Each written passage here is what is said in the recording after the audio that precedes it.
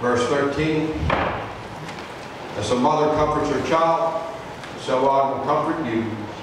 You shall be comforted in Jerusalem. Word of God for the people of God.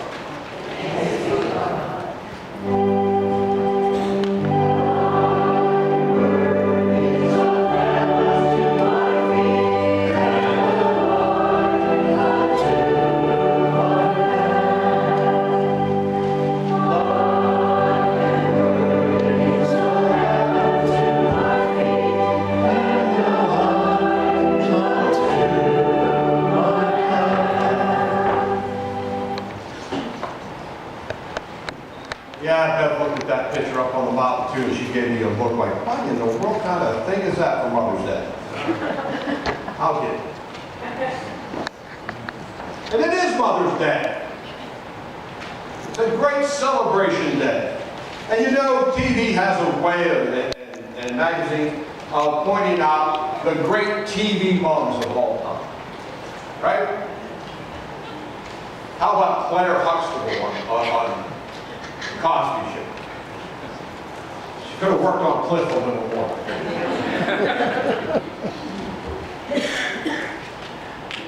Or Carol Brady from the Brady Bunch. She was one of my favorite moms. June Cleaver.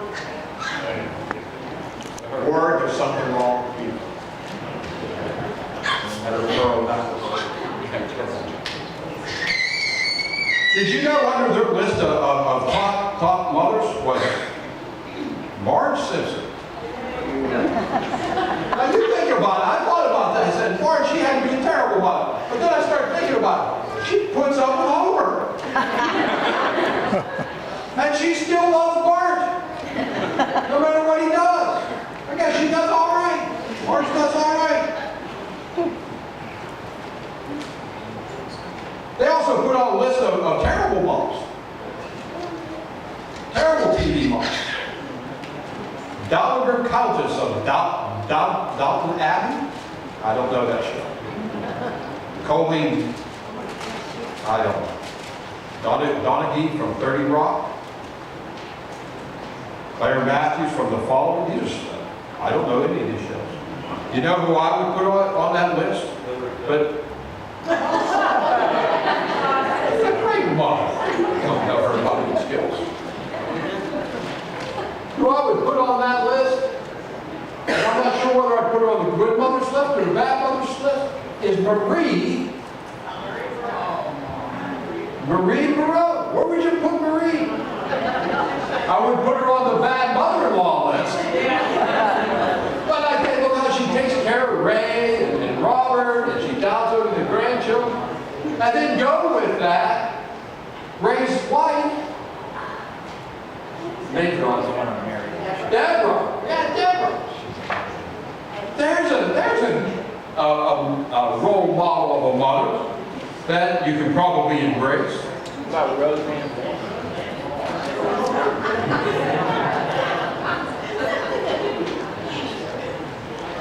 No matter what, though, these TV moms can only give us a glimpse of what possible motherhood is.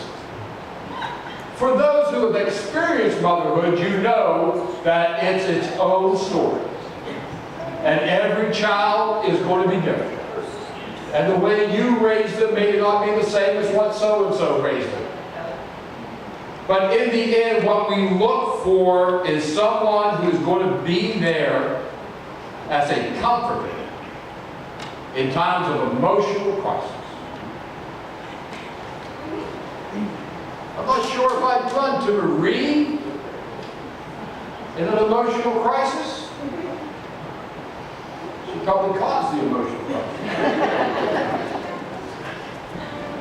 I like June Cleaver myself, but somewhere in between was probably normal. If you stop 100 people on the street and you ask them, give me a description of God, I guarantee you the first word out of their mouth is going to be He. Right? He is. We say God the Father Almighty.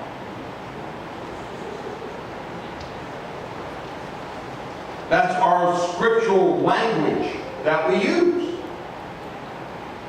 And yet, here we are in Isaiah 66, and God saying, as a mother comforts her children, so I will comfort you. Maternal language about God. God giving a mother's comfort. God uses this language to help us understand that He is not just this almighty figure, but a loving comfort, caring God. A poet once wrote, I cry out without sound to Him, I've been told He's there. But my soul yearns for something more. He knows my pain, yes, but so does she. And a mother's pain needs a mother's comfort. Some people argue that we could look at God in both male and female terms. I don't think we need to do that. I don't think we need to have God in a separate gender deity. Because I believe that God is God. Amen. And that He can love with a father's heart and with a mother's heart as well.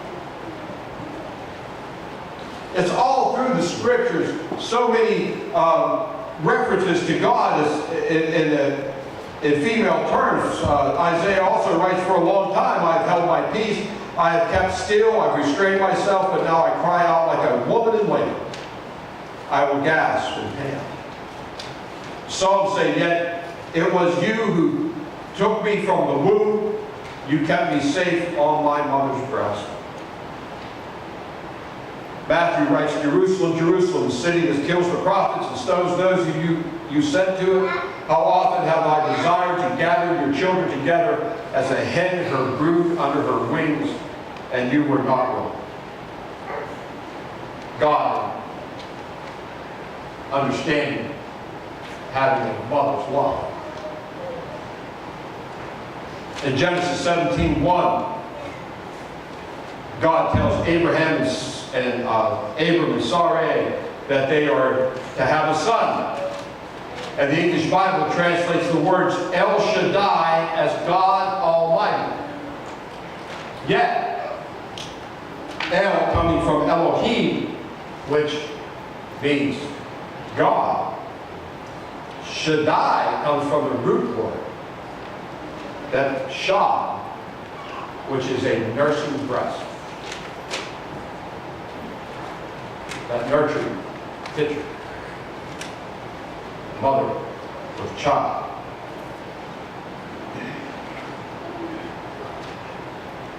But more importantly than how we see God in this motherly role is to see Him as a comforter.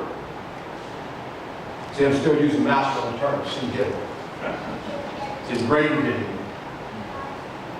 God's comfort is a strong theme in the Bible. Isaiah 40 to 55, Jeremiah 30 to 31 are called the books of comfort.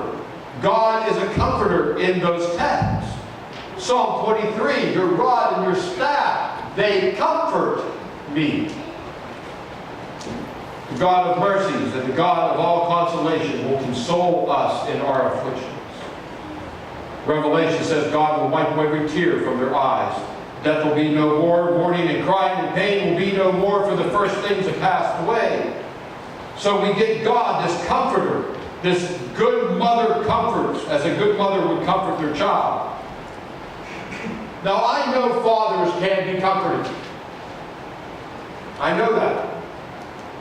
We know how to rub dirt in it, pat them on the back, say, take a lot, looks good.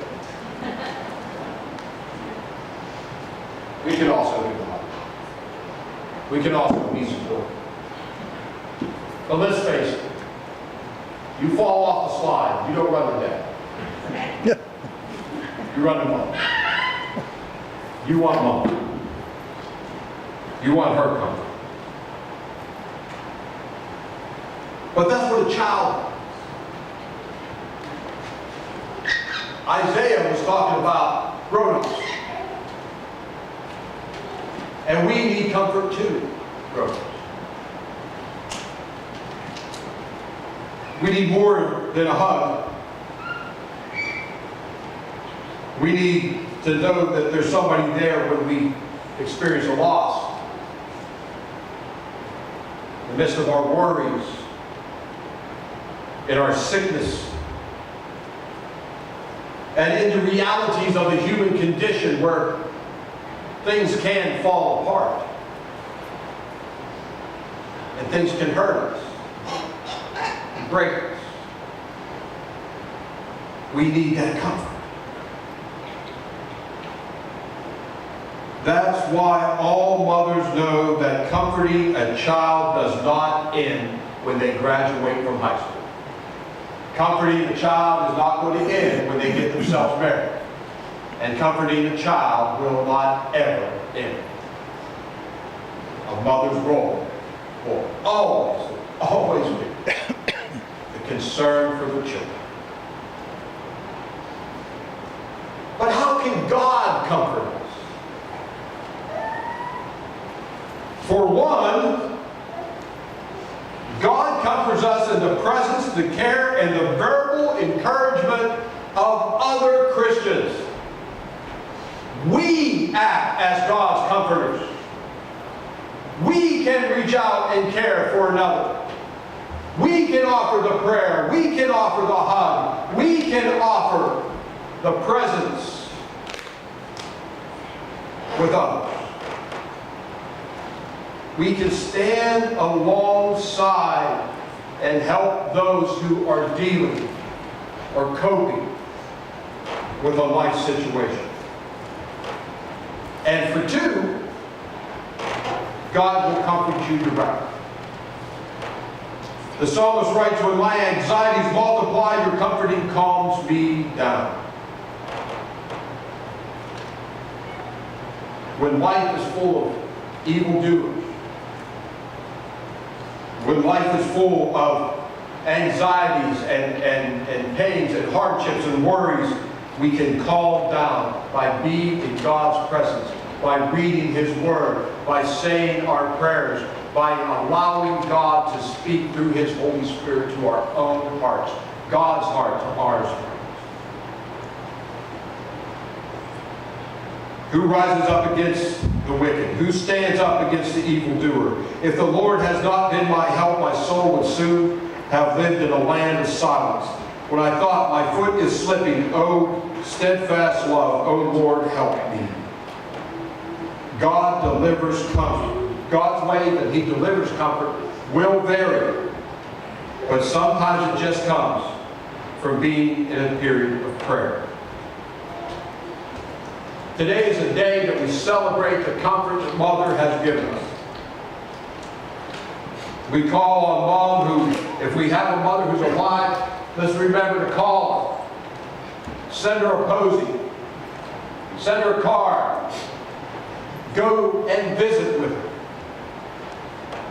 And if she's no longer with us, remember to remember her. Remember to remember. Not everybody had a great mother's experience. Some of our experiences don't line up with this. But you know that this what you would want, what you would hope for, is what God still provides each and every day. Comfort, love, presence. Amen. And that brings us to the Rembrandt. Everybody's sitting looking up that Rembrandt. What in the world did he put that up there? That is the prodigal son. That's Rembrandt's rendition of the prodigal son. Now the reason I put it up there is we know that this is one of Jesus' parables, and the prodigal is all of us who sin and fall away from God. And we have to get ourselves in the valley before we realize that we need to come back to the Father. But I want you to take a good look at the Father. I want you to take a look at His left hand first. His calloused. It's big. It's rugged. It's a man's hand. But when you look at his right hand, it's slender. It's feminine. It's the embrace of a parent, mother and father, welcoming his child back into their arms. Rembrandt's pretty smart guy. Today, As this being Mother's Day, let's be thankful for our earthly mothers, but also grateful to a God who loves us in motherhood, who comforts us and gives us and swells our heart with love. God says, I will comfort you. Period. God will comfort you. Whatever you face today, go with God. And happy Mother's Day. Amen. Now,